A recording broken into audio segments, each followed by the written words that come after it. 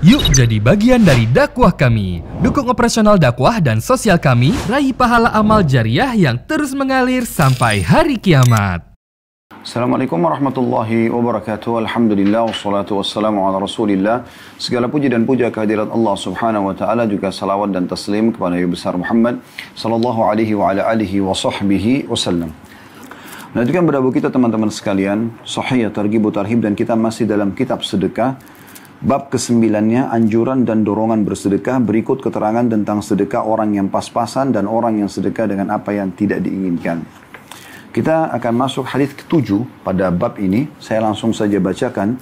Hadis ke-7 dengan sanad sahih, urutan 862 dari awal belajar berbunyi. Dari Abu Hurairah radhiyallahu anhu, dia berkata, Rasulullah sallallahu alaihi wasallam bersabda, "Baina rajulun fi falatin minal ard, fasami'a sawtan fi sahabah. اسقي حديقة فلان فتنحى ذلك السحاب فأفرغ ماءه في حرة فإذا شرجة من تلك الشراج قد استوعبت ذلك الماء كله فتتبع الماء فإذا رجل قائم في حديقته يحول الماء بمسحاته فقال dalam kurung له يا عبد الله ما اسمك قال فلان للاسم الذي سمع في السحابة فقال له يا عبد الله لما تسألني عن اسمي قال إني سمعت صوتا في السحاب الذي هذا ماؤه يقول اسقي حديقة فلان لاسمك فما تصنع فيها قال أما إذا قلت هذا فإني أنظر إلى ما يخرج منها فأتصدق بثلثه وآكل أنا وعيالي ثلثا وأرد فيها ثلثه. Artinya, manakala seseorang laki-laki berada di tanah yang sepi, dia mendengar suara di awan. Tiba-tiba di awan ada suara terdengar, siramilah ladangnya si fulan. Lalu awan itu bergerak dan menumpahkan airnya di tanah berbatu hitam. Ternyata salah satu parit telah menampung semua air itu. Lalu laki-laki itu mengikuti air tadi atau arah air.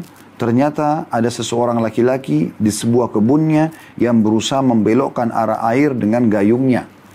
Dia bertanya, orang ini bertanya kepada pemilik kebun, "Wahai hamba Allah, siapa namamu?" Lalu dia menjawab, "Fulan." Nama didengarnya dari suara di awan tadi. Maka orang yang tadi datang ini, yang mendengar suara dari awan, bertanya lagi kepada pemilik kebun. Pemilik kebun bertanya kepada dia, "Mengapa engkau menanyakan tentang namaku, wahai hamba Allah?"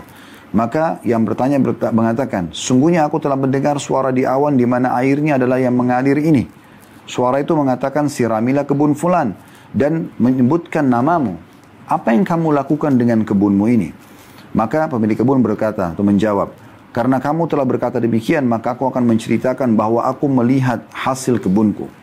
Semua hasilnya aku lihat atau kumpulkan. Lalu aku sedekahkan sepertiganya, aku makan sepertiganya bersama keluargaku, dan aku mengembalikan sepertiganya sebagai benih kepadanya." Diriwayatkan oleh Imam Muslim. Hadis ini teman-teman sekalian adalah hadis yang agung dalam masalah bab sedekah. Bagaimana banyak di antara muslimin yang belum menanamkan keyakinan dalam hatinya kalau pasti orang yang bersedekah akan dibalas oleh Allah subhanahu wa ta'ala. Tidak ada keraguan dalam masalah itu. Dari awal kita bahas bab atau kitab sedekah ini, saya selalu mengulang-ulangi surah Saba, surah nomor 34, ayat 39-nya. Ada potongan ayat di ayat 39 surah Saba ini, Allah subhanahu wa ta'ala berfirman, "Wa ma anfaqtum min syai'in fahuwa yukhlifu." Apapun yang kalian infakkan di jalan Allah, maka dia pasti akan menggantinya. Jadi tidak ada sama sekali yang diragukan dalam masalah ini. Dan Nabi SAW berkata kepada seorang sahabiat, "Jangan kau menahan, maka Allah pun menahan nanti karunia-Nya kepadamu." Ya. Jadi oleh karena itu kita harus menanamkan dalam diri kita, teman-teman, sedekah itu pangkal kaya. Sedekah itu penyebab datangnya rahmat Allah. Sedekah itu melimpah pahalanya. Jadi sudah mendapatkan harta kebutuhan dunia kita, mendapatkan pahala, bahkan sedekah banyak menyelamatkan dari mara bahaya. Bukankah Nabi SAW sudah mengatakan, "Da'u mardakum bis sadaqah," obati orang-orang yang sakit dan kalian dengan bersedekah. Ya. Jadi Nabi SAW bukan hanya menyuruh berobat dengan obat, tapi juga suruh obat, menyempurnakan pengobatan tersebut dengan bersedekah. Jadi ini karunia yang sangat besar sebenarnya, ilmu yang sangat besar, teori yang sangat besar yang Allah Subhanahu wa taala mudahkan buat kita. Yang Allah Subhanahu wa taala mudahkan buat kita. Tinggal kita mau menjalankan resep ini atau tidak. Demi Allah teman-teman sekalian, praktikin. Anda akan lihat hasilnya.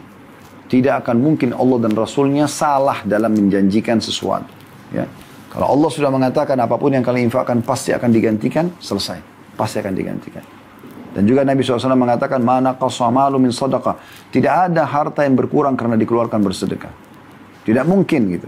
Tapi dia akan bertambah ya. Dia akan terus bertambah. Baik. Dari kisah ini kita bisa lihat, ya, saya kembali coba merangkah lagi kembali kisahnya. Jadi dikisahkan oleh Nabi SAW pada seseorang lagi di tanah gersang.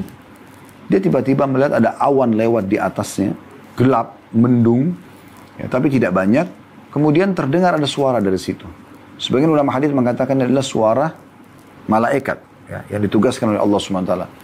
Di situ suara menyebutkan, ya, tuangkanlah air ini yang di awan ini ke kebunnya si fulan. Disebutlah nama seseorang. Dalam hadis ini pun tidak disebutkan siapa nama pemilik kebun tersebut. Karena tidak penting masalah nama dia. Tapi yang penting adalah target daripada penyampaian hadis ini. Yaitu bagaimana Anda mengerjakan apa yang dikerjakan pemilik kebun ini. Gitu.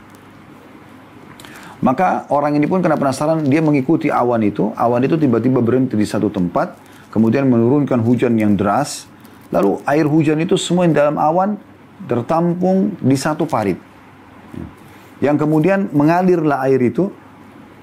Dan orang yang tadi mendengar suara dari awan ini mengikuti alur air itu. Kemana arahnya? Dia menemukan air itu terarah ke satu kebun. Dan di situ ada pemilik kebun yang sedang mengarahkan air ini. Gitu kan, agar merata di seluruh kebunnya gitu. Akhirnya orang ini penasaran, lalu dia bertanya kepada pemilik kebun, siapa nama Anda? Dia menyebutkan nama saya Fulan. Di hadis ini pun tidak disebutkan namanya, cuma dikatakan Fulan gitu kan. Lalu pemilik kebun penasaran, dia bilang, kenapa kau tanya nama saya?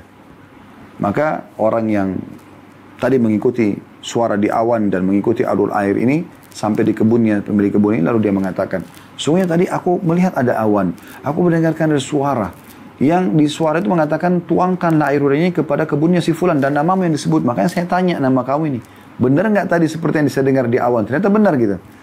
Maka saya ingin tanya, apa yang kau lakukan dengan kebunmu, sampai bisa air khusus awan datang, turun hujan untuk kamu saja. Kebun-kebun lain ini tidak, ini kena cuma di parit itu saja, kemudian mengarah ke kebun itu saja gitu. Maka dia mengatakan, karena kau sudah bertanya, kata pemilik kebun, maka aku akan jawab. Ketahuilah hasil kebun ini. Hasilnya, hasil panennya. Ya, hasil jeripaya Anda, gaji Anda. Hasil kebun ini, aku langsung bagi 3. Sepertiganya yang paling pertama adalah sedekah. Ini dulu nih, sedekah dulu. Kemudian sepertiga lagi, aku gunakan untuk memenuhi kebutuhanku dan keluarga juga anak-anak. Sepertiga lagi aku kembalikan untuk tambahan modal gitu. Untuk mengelola, membiayai kebun ini.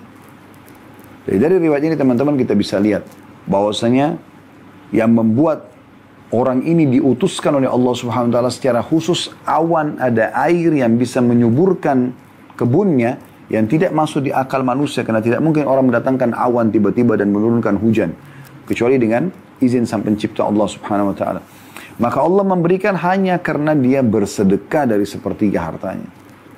Bahkan dia juga masuk dalam sedekah khusus pada saat dia keluarkan sepertiga untuk keluarganya. Tinggal sepertiga saja yang dia gunakan untuk kebutuhan kebunnya tadi.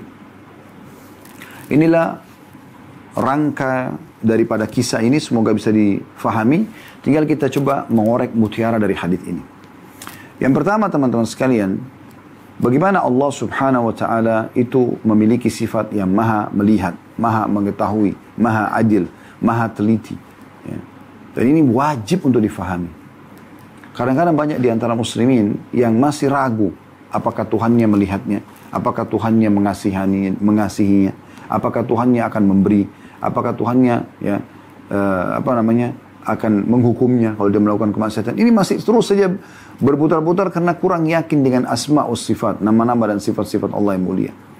Allah itu teman-teman sekalian alim, maha mengetahui. Allah mengatakan, Inna Allah ya'lamu kha'inatal a'yun wa ma tukhfi sudur. Allah mengetahui yang dikhianati oleh mata Mata lihat ke arah sini tapi tujuannya ke sana misalnya. Dan apa yang disembunyikan dalam hati. Inna Allah alimun bidhatis sudur dalam ayat lain. Allah sangat mengetahui apa yang ada dalam hati. Ditahui semua. Allah tahu apa yang sedang terjadi pada kita. Kalau nikmat sedang ada, Allah tinggal suruh kita nikmati dan syukuri. Kalau cobaan datang, Allah ingin menguji iman kita dengan pengawasan Allah yang sangat teliti. Dalam surah An-Nisa Allah mengatakan Inna Allah kana alaikum raqiba. Allah sangat teliti dalam mengawasi kalian. Mengawasi kalian. Maka di sini kita bisa lihat bagaimana Allah Subhanahu wa taala itu betul-betul tahu, bukan tidak tahu. Kemudian juga ya, Allah Subhanahu wa taala itu basir, melihat. Allah itu sami', mendengar. Bagaimana kalau Anda tahu ada seseorang yang mengawasi Anda, dia melihat Anda. Zaman sekarang dengan teknologi ada CCTV, Anda bisa khawatir kalau ketahuan sama dia, sehingga Anda berhati-hati dalam gerak-gerik Anda, dalam tutur kata Anda, karena takut nanti dia salah atau dihukum kalau salah kalau Anda di satu perusahaan misalnya. Bagaimana seseorang tidak yakin dengan Allah Azza wa Jalla? Allah Maha Mulia, Allah Maha Mengetahui. Dan ini harus dibangun di atas pondasi keyakinan. Ada seseorang bernama Hatim Al-Asam rahimahullah. Seorang hidup di masa klasik dulu. Orang yang sangat soleh, terkenal gitu. Dan salah satu dari ulama muslimin. Cuma hidupnya pas-pasan. Dia hidup dengan membiayai ya, atau dia biayai hidup dia dengan keluarganya dari apa yang dia dapat hasil hari itu. Satu waktu mendekat musim haji, dia pengen sekali haji. Kalau tuh dia pengen sekali haji ini, dia berpikir uangnya nggak ada, nggak cukup.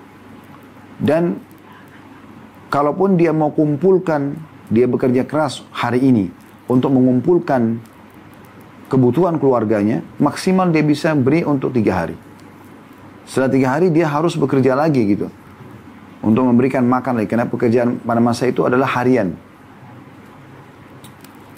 Maka dia pun berpikir bagaimana caranya. Sambil satu waktu dia berdoa kepada Allah SWT. Satu rumah dia dengan anak-anak perempuannya sama juga istrinya. Setelah sholat malam dia berdoa sama Allah SWT sambil menangis. Ya Allah, mudahkanlah hatiku ini bergejolak ini, bergelora, ingin sekali haji. Tapi engkau tahu tidak ada kemampuanku gitu. Pada saat dia lagi menangis berdoa, anak perempuannya satu orang datang lalu mengatakan, wahai ayah, kenapa anda menangis? Kata dia, wahai anakku, aku pengen sekali haji. Kata anaknya, pergilah ayahku. Kata dia, bagaimana dengan nafkah kalian? Yang maksudnya saya yang kerja sekarang cuma saya. Yang lain tidak ada yang bekerja, cuma saya sendiri. Dan kalau saya pergi haji, ini zaman dulu orang kalau pergi haji makan waktu berbulan-bulan. Ya. Maka saya akan tinggalkan ini. Dari mana sumber makan kalian? Maka kata anaknya, tidak usah khawatir wahai ayah. Pergilah saja. Maka dia pun diskusi sama istrinya, sama anak-anak lain, mereka akhirnya sepakat, ya sudah tidak masalah, pergilah. Padahal dalam kondisi jelas-jelas tidak ada sumber ya, tidak ada sumber makanan mereka, harian saja. Maka pergilah Hatim ini, rahimahullah, dia sempat bekerja sebelum dia berangkat, dan maksimal dia bisa kumpulkan untuk kebutuhan 3 hari keluarganya. Jalanlah dia pergi. Tengah jalan dia berdoa kepada Allah, ya Allah, sungguhnya aku pun jalan ini pergi haji, sebenarnya aku belum mampu untuk membayar seluruh perjalanan. Uang yang aku siapkan ini hanya untuk bekalku berapa saat saja. Ya. Ikut kafilah rombongan, tapi bekal makanannya hanya untuk hari itu saja. Nggak ada lagi gitu. Yang ditinggalkan buat keluarganya hanya untuk 3 hari maksimal. Subhanallah, Allah kabulkan doanya. Karena kekuatan keyakinan dia, Allah kabulkan doanya. Apa yang terjadi?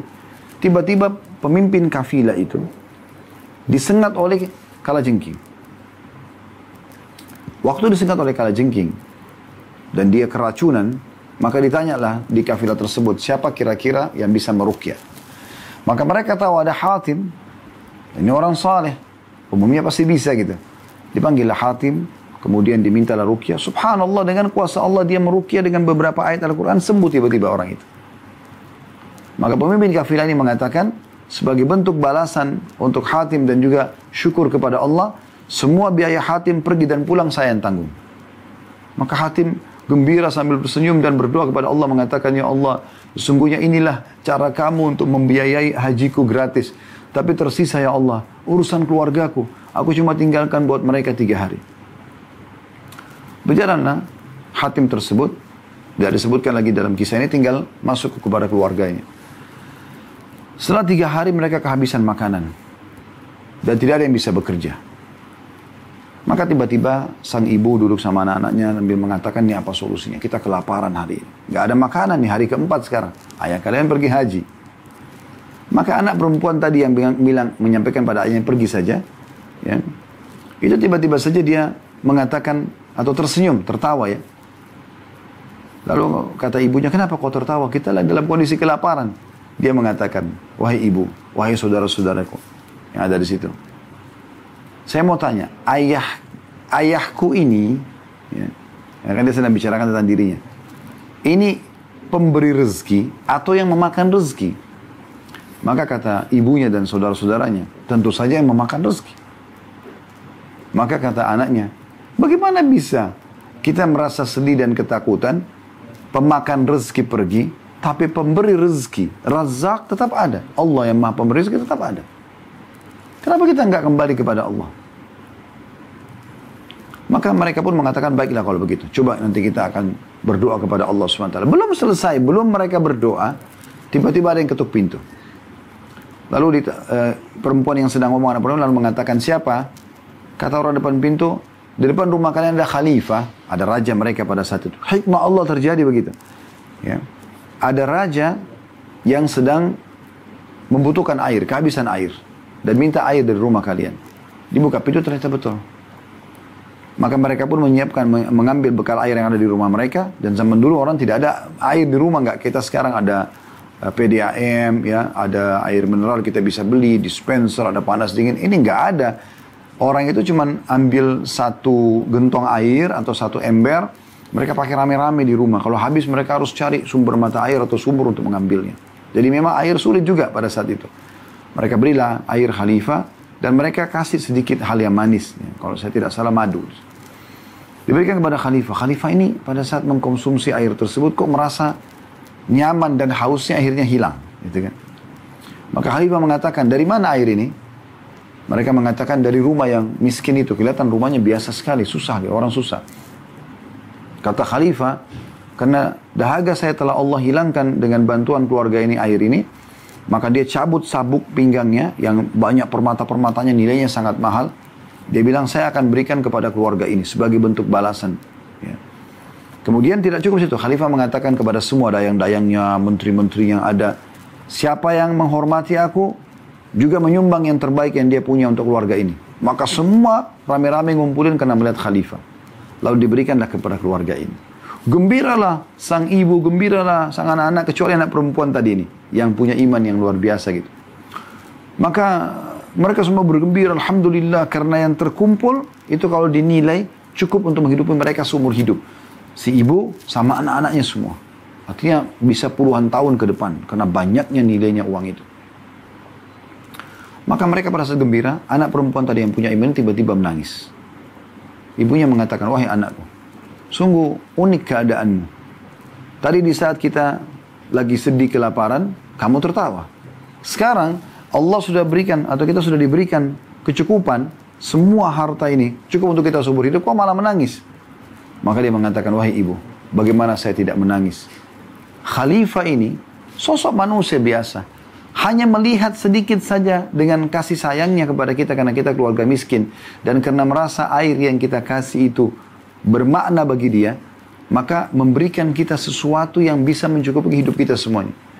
Maka bagaimana dengan Allah yang tentu akan jauh lebih luas rahmatnya? Ini pondasi keyakinan teman-teman sekalian. Jangan pernah ragu untuk bersedekah, jangan pernah ragu dalam menjalankan perintah Allah SWT, dan harus yakin dengan semua apa yang Allah janjikan. Dan ini pelajaran pertama dari hadis, yaitu memahami dan juga meyakini nama-nama dan sifat Allah Subhanahu wa taala. Nah, memang pondasi dalam agama kita adalah keyakinan. Kemudian pelajaran yang kedua, bagaimana kedudukan sedekah, mulianya sedekah itu. Sampai-sampai karena orang ini rutin bersedekah dan tidak tanggung-tanggung ya, sepertiga dari pendapatan dia untuk sedekah. Sepertiga.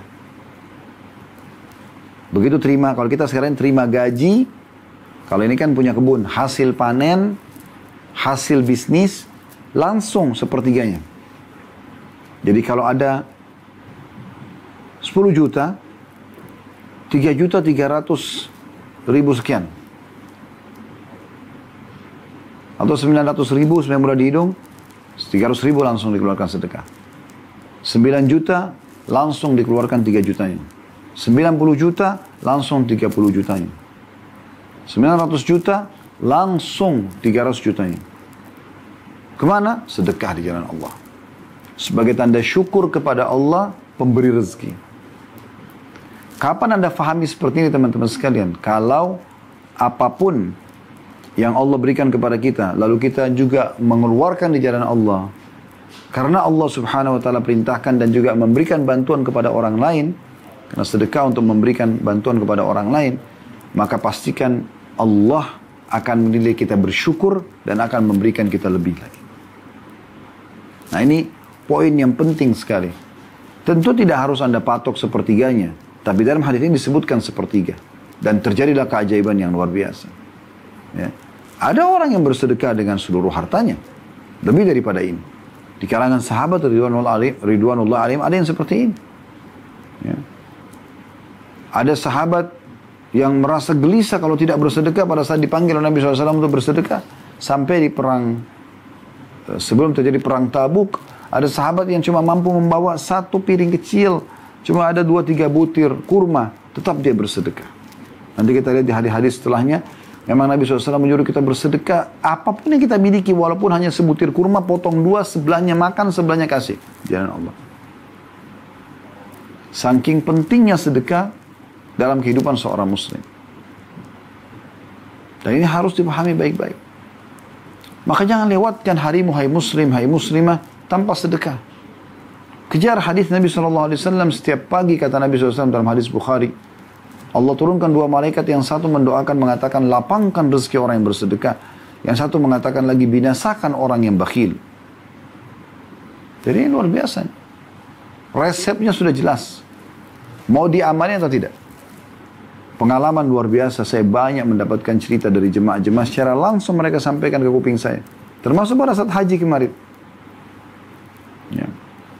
Mereka membahasakan bagaimana rahasianya sedekah itu luar biasa. Ada orang yang datang ke restoran kami menceritakan sendiri, salah satu miliarder Indonesia sekarang, Masya Allah, datang berkunjung. Menceritakan, dia bilang, saya datang dari kampung saya tidak punya apa-apa Ustaz. Saya dengar ceramah Ustaz tentang sedekah, saya coba praktikin dan jor-joran, bukan main-main sedekahnya. Betul-betul dia bersedekah dengan nilai yang tidak masuk di akal orang. Bahkan dia pernah titipkan sedekahnya kepada kami gitu. Memang saya lihat sedekah yang mungkin belum pernah selama hidup saya ada orang yang bersedekah sebanyak ini gitu. Dan luar biasa gitu. Dia betul-betul meyakini dalam hatinya ini akan datangkan rezeki yang melimpah. Dan betul. Dan subhanallah salah satu bukti keberkahan harta yang dia sedekahkan. Waktu dititipkan kepada kami mengeluarkan di banyak kegiatan sosial. Dan itu uang tidak habis-habis subhanallah. Kegiatan ini, kegiatan itu banyak. Tapi masih ada saja. Saya sampai berpikir sendiri. Subhanallah yang telah memberikan keberkahan di harta orang ini. Sudah Allah limpahkan usahanya berkembang pesat. Hartanya banyak gitu kan. Plus lagi subhanallah ya. Uang yang dia titipkan sebagai sedekah. Itu teralokasikan seperti Allah pandu. Ke titik-titik yang memang pahalanya paling besar. Maksudnya pahala, sangat besar gitu. Peluang pahalanya.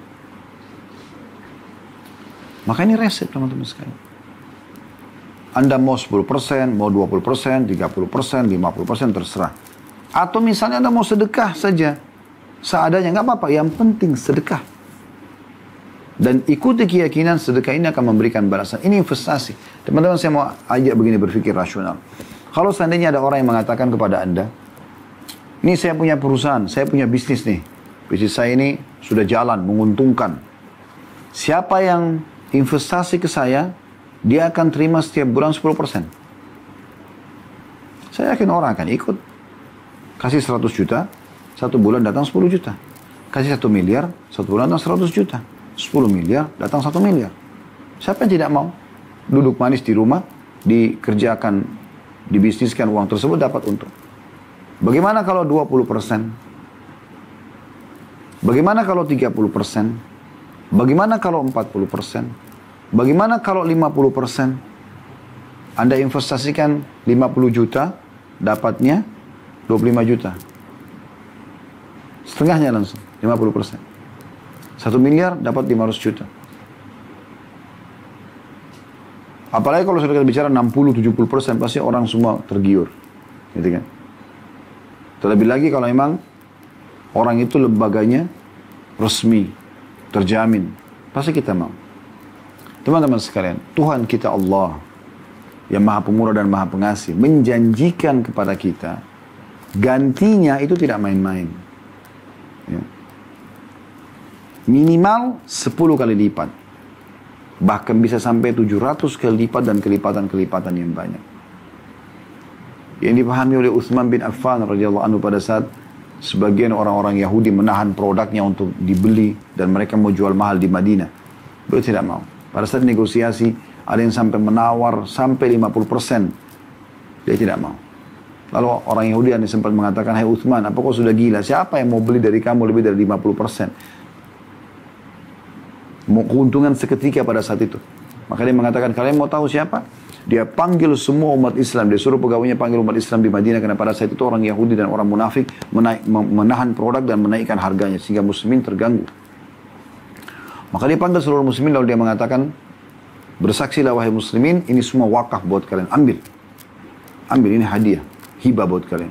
Maka mereka semua mengambil sehingga rumah-rumah muslimin di Madinah sebulan tidak butuh lagi untuk belanja. Akhirnya harga pasar jadi turun. Lalu dia balik kepada orang-orang Yahudi dan orang munafik sambil mengatakan, "Apakah kalian tahu siapa yang akan memberi dari saya lebih dari 50%? Maka mereka mengatakan, "Apalagi yang kau akan jual? Sudah habis semuanya." Dia mengatakan, "Allah menjanjikan minimal 10 kali lipat, bahkan sampai 700 kali lipat. Tidak ada yang bisa memberikan Anda balasan investasi Anda seperti Allah Subhanahu wa taala." Sampai Allah mengatakan, "Man dzalladzi yuqridullah qardan hasanan fayudha'ifu lahu adha'afan katsira." Siapa yang mau meminjamkan di jalan Allah, maka Allah akan balas dengan kelipatan-kelipatan yang banyak. Resep kaya, coba sedekah. Tidak usah peduli. Jangan pikir, "Oh, rekening saya berkurang." Enggak, akan terisi. Berulang kami praktekin teman-teman sekalian. Kuasa Allah. Gitu. Kayak tidak masuk akal uang-uang yang datang itu. Melimpah luar biasa gitu. Dengan pengeluaran sedikit saja. Maka ini pesan penting daripada hadis ini. Ini mutiara yang kedua, yaitu bersedekah. Tentukan sedekah itu dari hasil kita, secara persentase boleh atau minimal sekali Anda yang penting jangan lewatkan hari tanpa sedekah. Dan coba bersedekah dengan sesuatu yang besar di jalan Allah. Dengan penuh keyakinan Allah akan balas. Investasi. Saya selalu ingatkan juga, jangan lupa baca firman Allah SWT Al-Baqarah surah nomor 2 ayat 261 sampai 274. Sudah pernah kita bacakan ini.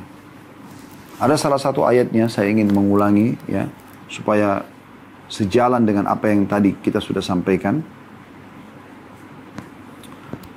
Dalam surah Al-Baqarah ayat 261 saya bacakan, A'udzubillahi minasyaitonirrajim, Al-Baqarah 261. Mathalul ladzina yunfikuna amwalan fi sabilillahi kamathali habbatin ambatat sab'a sanabila fi kulli sumbulatin mi'atu habbah. Wallahu yudha'ifu liman yasha' wallahu wasi'un 'alim. Perumpamaan nafkah yang dikeluarkan atau sedekah yang dikeluarkan oleh orang-orang yang menafkahkan harta di jalan Allah adalah serupa dengan sebutir benih. Dia sedekah ini seperti satu ya, jenis investasi yang menumbuhkan 7 bulir. Pada tiap-tiap bulir ada 100 biji. Ya, jadi berapa ini? 1 bulir, 100 biji. Ada 7 bulir, berarti berapa? 700. Coba dari 1. Coba bayangkan. Lalu Allah mengatakan, dan Allah melipat gandakan ganjaran bagi siapa yang dia kehendaki. Dan Allah maha luas karuniahnya. Allah bisa memberikan Anda harta yang di luar akal Anda. Bahkan bukan mustahil Anda menjadi orang paling kaya di dunia. Lagi maha mengetahui. Semoga Allah menjadikan kita orang yang betul-betul meyakini ini. Dan juga Allah jadikan kita ini sebagai contoh. Bagi orang-orang ternyata betul dengan sedekah. Allah berikan seperti ini. Baik, mutiara yang ketiga. Adalah anjuran agar juga membiayai keluarga. ya, istri, anak. Jadi jangan juga sibuk bersedekah di luar lalu melupakan mereka. Nah, ini juga termasuk sedekah yang besar. Tadi saya bilang sedekah khusus ya untuk mereka. Kebutuhan dasar. Yang paling baik adalah Anda menentukan bulanan.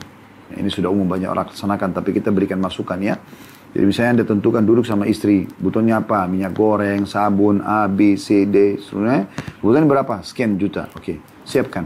Anda sebagai suami, jadi Anda tahu, oh ternyata yang saya harus dapat atau miliki pendapatan bulanan ini segini. Karena memang kebutuhan keluarga saya segini. Anda cari minimal seperti itu dan usahakan lebih.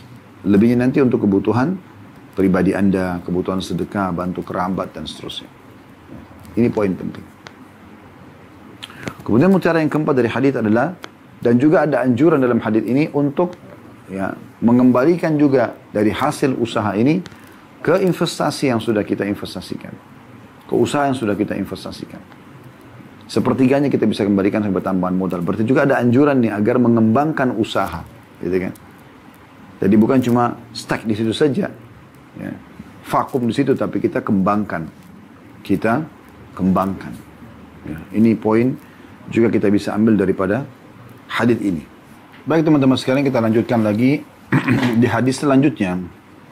Hadis ke-8 dalam bab ini dan urutan 863 dari awal belajar. Dengan sanad sahih dari Adi bin Hatim radhiyallahu anhu, dia berkata, aku mendengarkan Rasulullah sallallahu alaihi wasallam bersabda, "Ma minkum min ahadin illa sayukallimuhu Allah. Laisa bainahu wa bainahu turjuman. Fayanzuru aina ma minhu fala yara illa ma qaddam. Fayanzuru ash'ama minhu fala yara illa ma qaddam.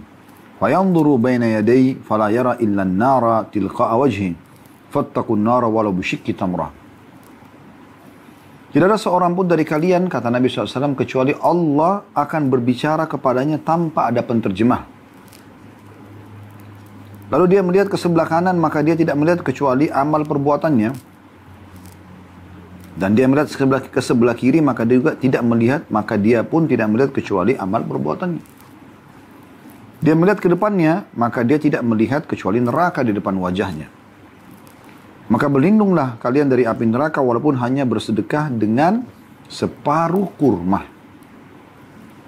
Dalam riwayat lain, "Man istata'a minkum an yastatira minan nari walau bisyikki tamra falyaf'al." Barang siapa di antara kalian yang bisa berlindung dari api neraka walaupun hanya dengan bersedekah separuh kurma, maka hendaklah dia melakukannya. Saya langsung bacakan beberapa riwayat ya karena mirip. Hadis ini riwayat Bukhari Muslim. Di urutan nomor 9 dari awal belajar dengan sanad sahih di ghairihi, menjadi sahih karena dikuatkan dengan riwayat-riwayat lain. Dan urutan 864 dari awal belajar berbunyi, dari Abdullah bin Mas'ud radhiyallahu anhu, dia berkata, Rasulullah SAW bersabda, "Liyattaqi ahadukum wajhahu an-nara walau bisyikki tamra." Walau bisyikki tamra. Hendaklah salah seorang dari kalian melindungi wajahnya dari api neraka walaupun hanya dengan bersedekah separuh kurma. Hadis ini diriwayatkan Ahmad dengan sanad sahih. Hadis nomor 10 mirip juga dengan ini. Dengan sanad hasan di ghairihi, menjadi hasan karena dikuatkan dengan riwayat-riwayat lain. Dan urutan 865 dari awal belajar berbunyi dari Aisyah radhiyallahu anha, dia berkata, Rasulullah SAW bersabda, Ya Aisyatu, Ya Aisyatu, istatiri minan nari walau bisyikki tamra. فَإِنَّهَا تَصُدُّ مِنَ الْجَائِعِ مَصَدَّهَا مِنَ الشَّبْعَانِ. Wahai Aisyah, berlindunglah dari api neraka, walaupun hanya dengan bersedekah separuh kurma. Karena ia menutupi hajat bagi orang yang lapar, sebagaimana menutupi hajat orang yang kenyang. 3 buah urutan hadis ini, dari nomor 8 sampai nomor 10, yang kurang lebih tujuannya sama, yaitu menyampaikan tentang pentingnya sedekah walaupun hanya dengan separuh kurma. Kita coba ambil mutiara-mutiara hadis. Yang pertama, ada penjelasan dari hadis nomor 8 bahwasanya tidak ada seorang pun di antara kita kecuali akan berbicara dengan Tuhannya berdua. Dan ini wajib diimani apa adanya. Tidak boleh ada keraguan sedikit pun kalau kita akan bertemu dengan Tuhan kita.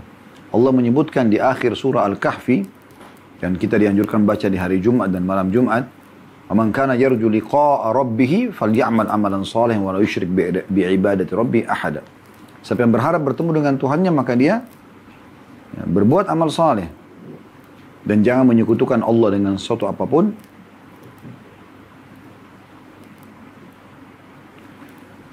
Dari ayat ini kita bisa lihat bagaimana kita akan bertemu, dan cukup banyak tentu dalil-dalil tentang masalah ini. Tapi yang jelas kita harus yakin bahwasanya kita akan bertemu dengan Allah SWT. Dalam riwayat lain, kata Nabi SAW, kalian akan melihat Tuhan kalian pertama kali di mahsyar dalam bentuk cahaya yang sangat, atau nampak seperti cahaya terang di bulan purnama. Ya. Jadi memang belum bisa melihat Allah SWT. Allah akan dilihat nanti pertama kali di surga, oleh ahli surga sebagai nikmat terbesar di surga. Sebagaimana dijelaskan juga dalam hadis-hadis Nabi SAW. Beliau mengatakan bahwasanya nanti pada hari kiamat, setelah ahli surga semua masuk ke dalam surga, maka Allah Subhanahu wa Ta'ala berfirman kepada para ahli surga, apakah kalian sudah puas dengan apa yang aku berikan? Maka mereka spontan semua mengatakan, ya, kami mau nikmat apa lagi ya Allah? Kami mau apa lagi setelah engkau selamatkan kami dari neraka dan engkau masukkan kami ke dalam surga? Maka pada saat itu kata Nabi SAW, Allah mengangkat hijabnya, pembatas antara dia dengan hamba-hambanya. Maka mereka pertama kali melihat Allah Subhanahu wa Ta'ala, dan mereka serentak semua mengatakan ahli surga, setelah mereka nikmati istana, dayang-dayang, kebun-kebun, dan segala macam fasilitas surga yang luar biasa, maka mereka mengatakan tidak ada nikmat mengalahkan nikmat melihat wajahmu yang mulia. Maka Allah pun memperlihatkan dirinya kepada mereka setiap pagi dan petang. Dan ada doa yang diajarkan Nabi SAW dalam tahiyat atau sebelum salam di tahiyat terakhir ya. Di antara potongan doa adalah wa as'aluka laddatan nadhara ila wajhik. Ya Allah, aku meminta kelezatan melihat wajahmu. Nah ini nanti di surga insyaallah. Kalau ahli neraka tidak akan melihat Allah Subhanahu wa Ta'ala, karena ini nikmat paling besar di surga. Nah di sini kita imani bahwasanya Allah Subhanahu wa Ta'ala akan bertemu dengan kita kemudian berbicara.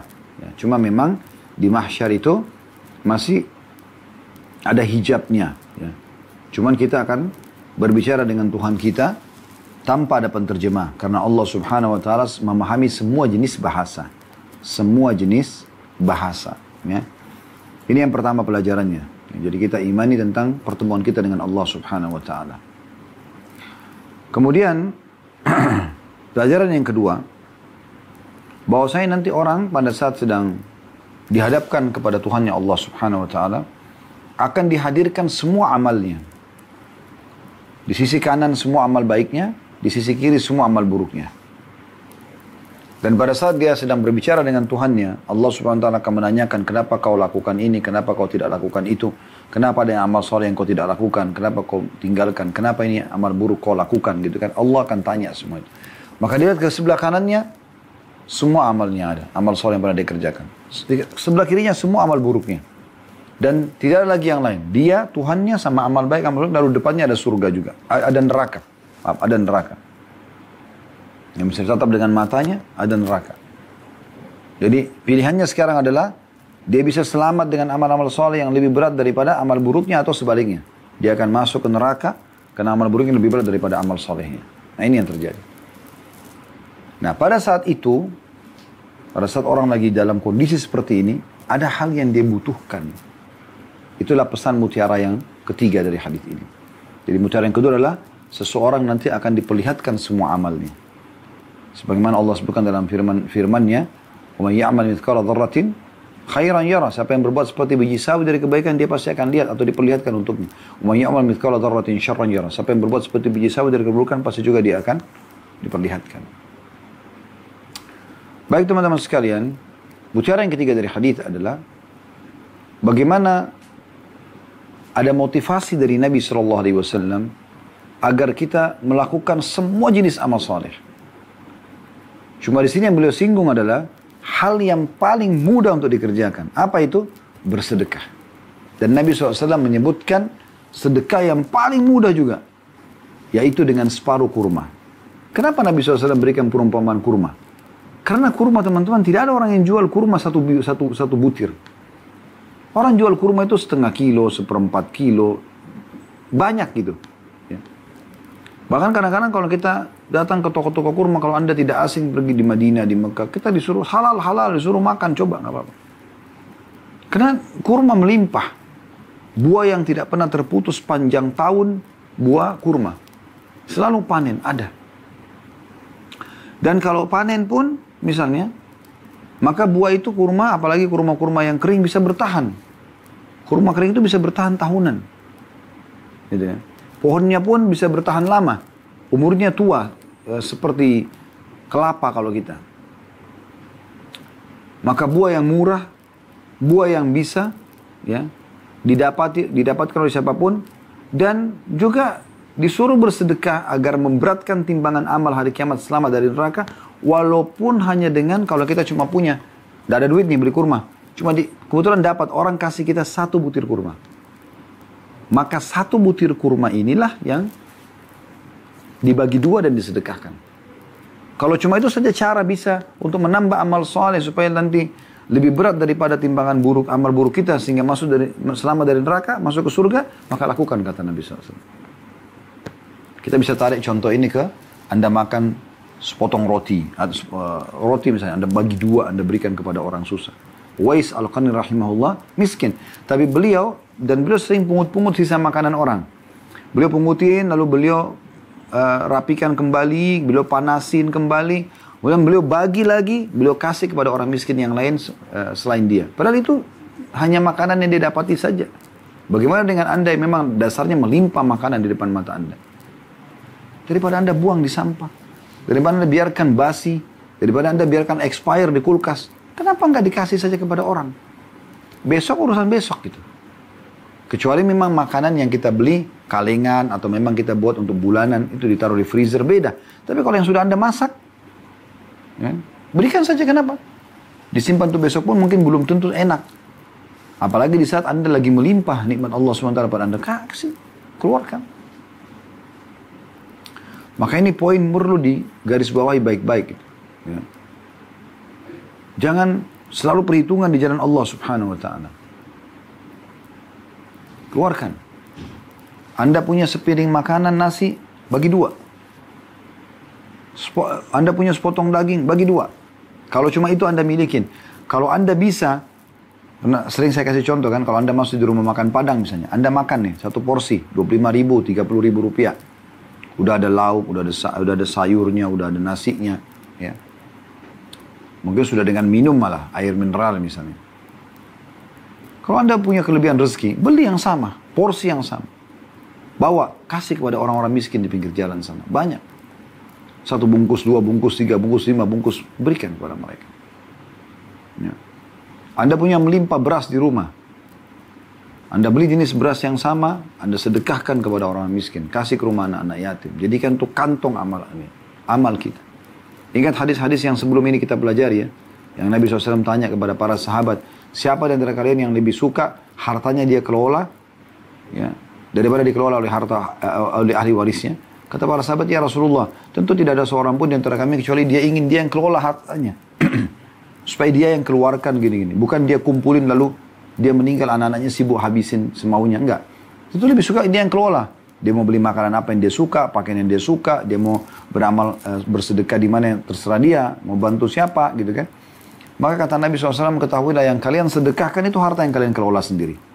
Dan yang kalian kumpul, tabung, itu yang dikelola oleh ahli waris. Karena jadi milik mereka.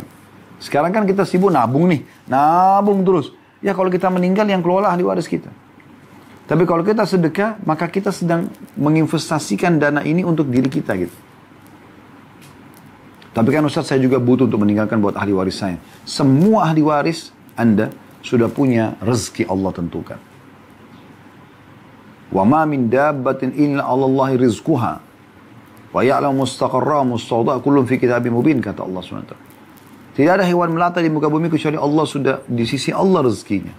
Allah mengetahui tempat tinggal mereka, tempat bersembunyi mereka. Semua sudah tercatat di kitab yang mulia, maksudnya di Lauhil Mahfuz. Kalau Anda punya anak, Allah sudah tentukan rezeki anak itu. Allah akan titipkan melalui tangan Anda. Nggak ada masalah. Jadi kan? Pasti akan hidup tanpa Anda pun. Kalau kita ambil hal terburuk, seseorang muslim misalnya, dia meninggal, istrinya juga meninggal. Tabrakan misalnya. Anaknya masih kecil. Siapa yang akan urus anak itu? Tuhannya. Allah Subhanahu wa ta'ala. Tuhannya akan memberikan kepada dia rezeki. Kenapa takut? Ini poin penting.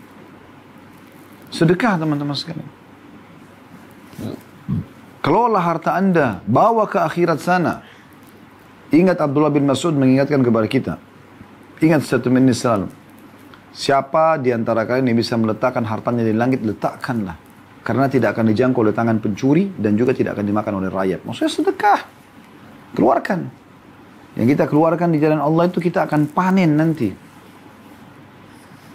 Itu pelajaran yang bisa kita ambil dari hadis ini. Ya. Jadi pelajaran